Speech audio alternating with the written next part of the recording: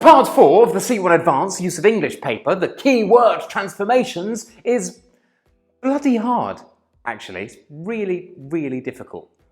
And this is a problem for you and for me, because now I need to try and prepare you, and that's a terrible thing. My name is Toby, this is Smash English, and here is everything you need to know about the keyword transformations for the C1 Advanced Cambridge exam.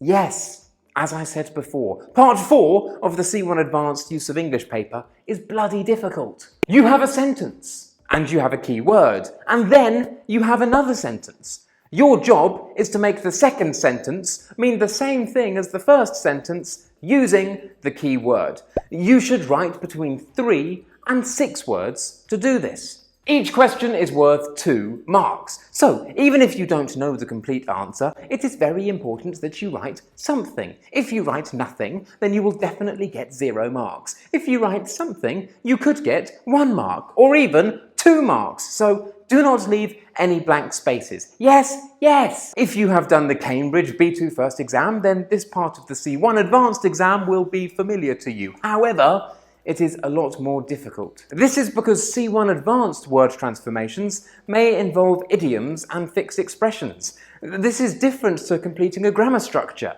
Idioms do not follow logic. So if you don't know the idiom, then you cannot get the mark. And I'm really, really sorry. But instead of me talking about the exercises, why don't we try and do some together? Are you scared? I'm scared. Let's go!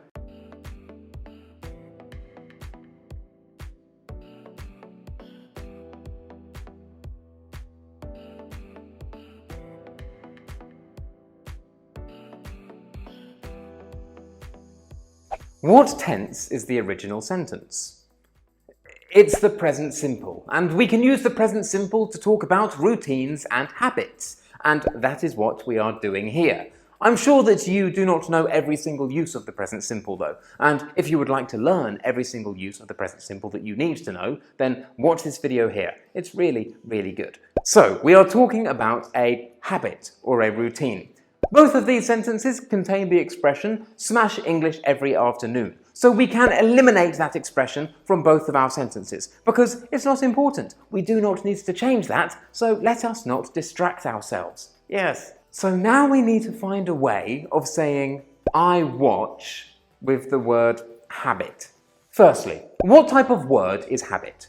Well, it's a noun. Looking at the grammar of our second sentence, we have I am. So maybe we need the passive?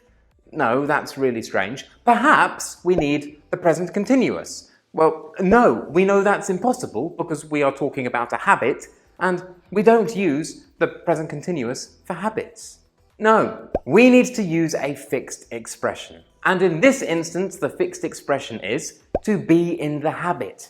This gives us I am in the habit, smash English, every afternoon. But we still haven't used the word watch yet. So how can we make these sentences mean the same thing? Well, remember, you can be in the habit of doing something. To be in the habit of plus ing. So this gives us I am in the habit of watching Smash English every afternoon. Fantastic! So that's 1 mark for saying in the habit and another mark for saying of watching. I am in the habit of watching Smash English every afternoon. Gosh, that is fantastic. Remember, if you are in the habit of doing something, it means you do it regularly.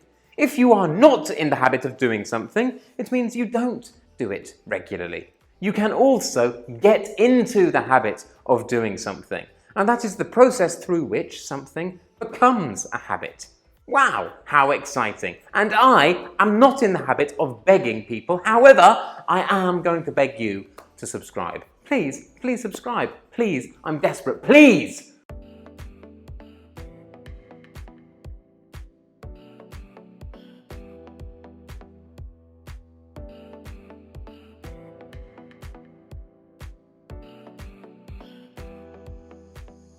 In these sentences, I don't stop watching Smash English videos is the same as I keep watching them. So we can eliminate both of these phrases. We don't need them. They will just distract us. We also have sometimes get hungry, so we can eliminate that too. However, remember that in our second sentence, we do not have a subject, and we might need that later. So remember that. Okay, so we need to say but.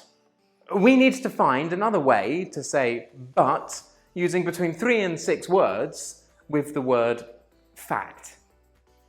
We cannot say although the fact, because although needs to be followed by a subject. We cannot say though the fact, because though needs to be followed by a subject. And we cannot say even though the fact, because even though also needs to be followed by a subject. This leaves us with 2 options.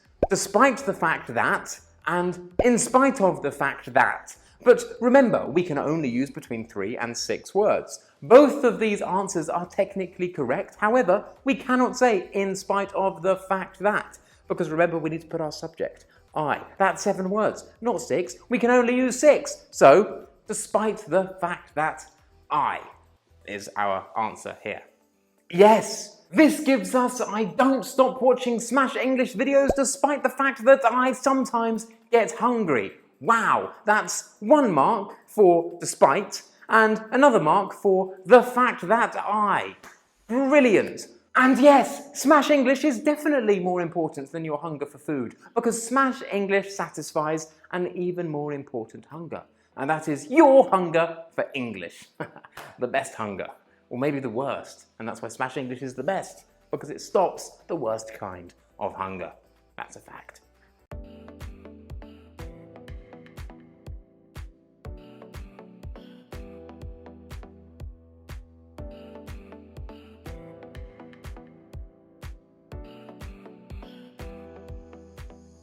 We have a transition here. We went from something being terrible to something becoming okay or normal. Our key word is used. So can you think of an expression, a grammatical structure, that we use to express this idea of something becoming normal or neutral? Well, we have used to plus infinitive. We use this to talk about something that was true in the past that is no longer true in the present. So we could say, I used to hate Monica, but now I think she's okay. But there's a problem. Even though this sentence is grammatically perfect, it doesn't fit in with our keyword sentence, and so it's definitely wrong. Instead, we need to use another grammatical structure with used. To be used to something. This means that something is normal for you. Because you have experienced it many, many times before, it does not cause you problems. For example, I am used to making videos because I have made lots of videos, and so the process is normal for me. At the beginning, I hated making videos. It was very difficult. But now, because I have made so many, I'm used to it. So, that's the basic grammar structure we need to be used to. However, we're not finished. This is because after the expression to take a while, we need to use to plus infinitive. So, we have it took me a while to. Now, we could say it took me a while to be used to Monica, but this is strange, and that's not really the sense of the sentence. The sentence is talking about the process of becoming used to Monica. However, to become used to, that's strange in English. That is not collocated. Can you think of the verb that we use that goes with used to that talks about the process of becoming used to something?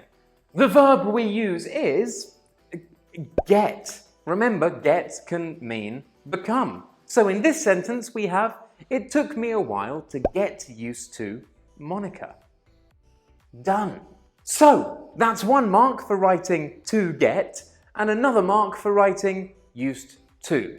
And if you now are thinking, wow, I've just realised I don't really know what get means. Well, that's a terrible thing. And you can learn all about get right here.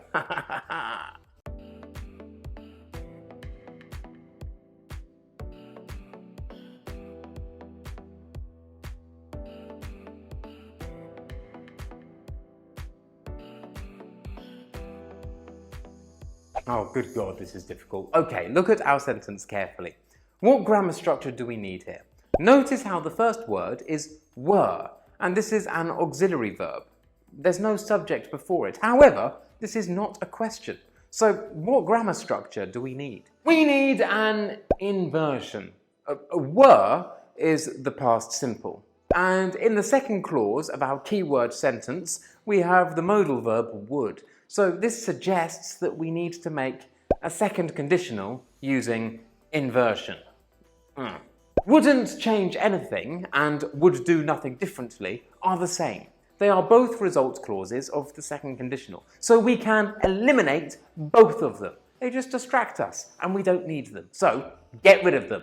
Eliminate. However, our condition clause, our if clause in our keyword sentence is completely different to our first sentence. So instead of focusing on what that could be, let's just try and make a normal second conditional. Forget about the inversion. Let's try and make a normal second conditional with this result clause. Toby does a great job. In fact, Toby does such a good job that I wouldn't change anything. If I were Toby, I would not change anything.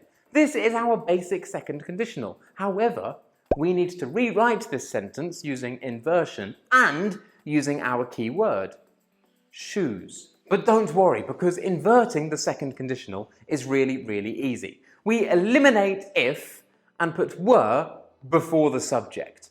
This gives us, were I Toby, I would not change anything. Really, really simple. But of course, we have not used shoes, so we are not finished. So, can you think of a fixed expression using shoes that means the same thing as if I were Toby or were I Toby? Okay. If I were in Toby's shoes. Or, in this sentence, were I in Toby's shoes. You can say if I were in your shoes instead of saying if I were you. The meaning is the same. Finally, that gives us were I in Toby's shoes, I would not change anything. That is one mark for I and another mark for in Toby's shoes.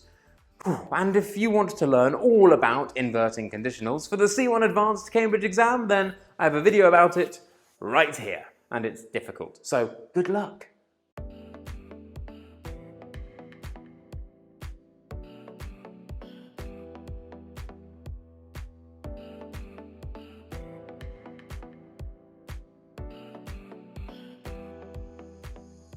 And now for my favourite grammar structures ever. I wish and if only. So, our original sentence is using I wish to express a regret. And we know this because I wish is followed by the past perfect. We use I wish plus the past perfect to express a regret. Do we need to express another regret then in our keyword sentence? Well, no, that is impossible. How do we know this? Well, our keyword is take, and take is either an infinitive or it is in its present simple form. If we want to use if only to express a regret, that would be if only plus the past perfect, and that would require taken and not take. So no, that's impossible. Right, so we said something bad to Toby, and now we feel very bad about it, and we wish we had the ability to undo what we said, to reverse what we did. Okay then, so we're talking about an ability. An ability that we do not have, but that we really, really want. This helps us to understand the grammar structure that we need. We cannot use the past perfect because the past perfect is about regret and we have take, and take is in the infinitive form, and we understand that if we're using the past perfect we would need taken. So maybe we are instead complaining about the present. We are complaining about our lack of ability. So this means we need if only plus the past simple. And what word do we use for abilities? Well, can. This gives us if only I could. If only I could what though? Well, the answer to this question is very, very simple, because could is a modal verb, and after a modal verb we always need an infinitive. And luckily, our key word is an infinitive. If only I could take. Yeah, we need a phrasal verb. A phrasal verb that means to undo an action. You said something and now you want to... reverse what you said. You want to take back. If only I could take back what? What I said. Yeah. So finally, this gives us, if only I could take back what I said. That is 1 mark for could, and another mark for take back what.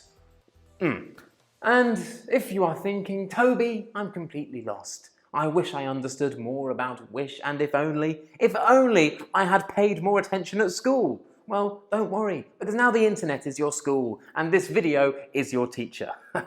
Great. And with that, we are finished. Hopefully I have helped you prepare for your C1 Advanced Cambridge exam with these 5 very, very difficult keyword transformations. If you liked the video, don't forget to smash that like button, subscribe if you haven't already, leave a comment down below. My name is Toby, and this was Smash English.